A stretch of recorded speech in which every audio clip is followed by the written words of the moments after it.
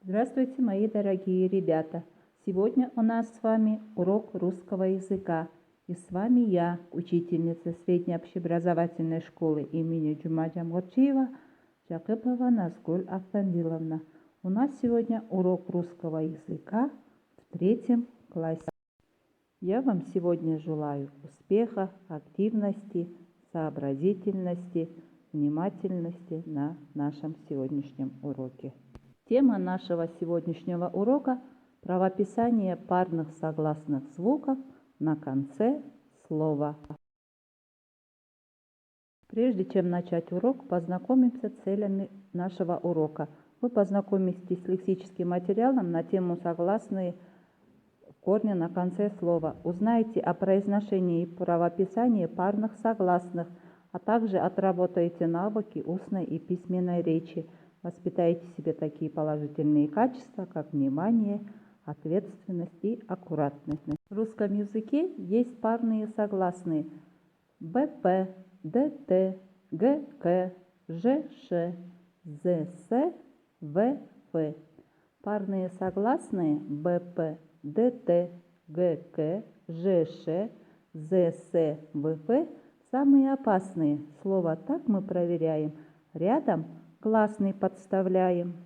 На конце слова звонкие согласные Б, В, Г, Д, Ж, З произносятся как глухие П, Ф, К, Т, Ш, С. Например, дуб, дуб, лев, лев, велосипед, велосипед.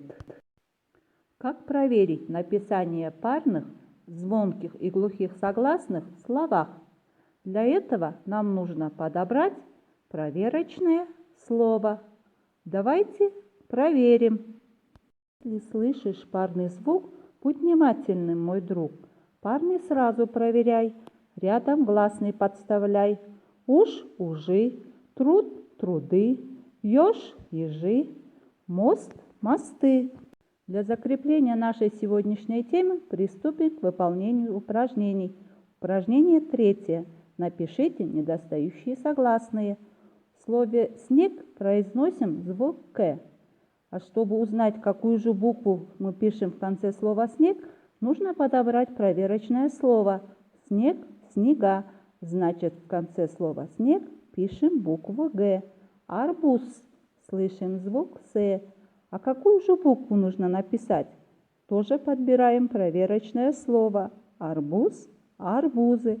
Значит, на конце слова «арбуз» пишем букву «з».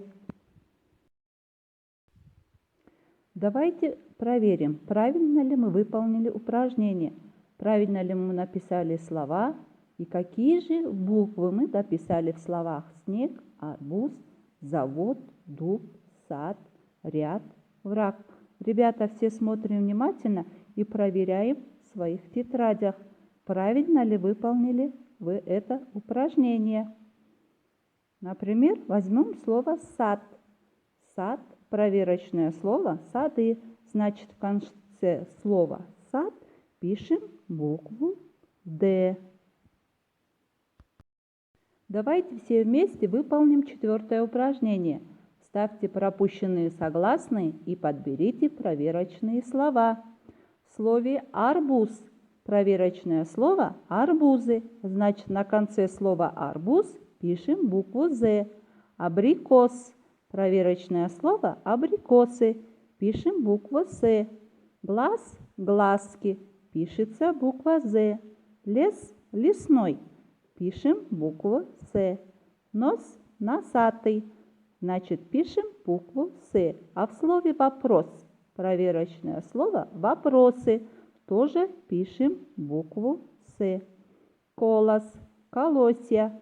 Пишем букву «с». А в слове «автобус» тоже пишем букву «с», потому что проверочное слово «автобусы». А теперь, ребята, запишите домашнюю работу. Это игра «Подумай». Вы должны будете вставить пропущенную парную согласную на конце слова. В словах гриб, суп, шкаф, кулак, мед, флаг. Я вам желаю успехов при выполнении домашнего задания. На этом наш урок окончен.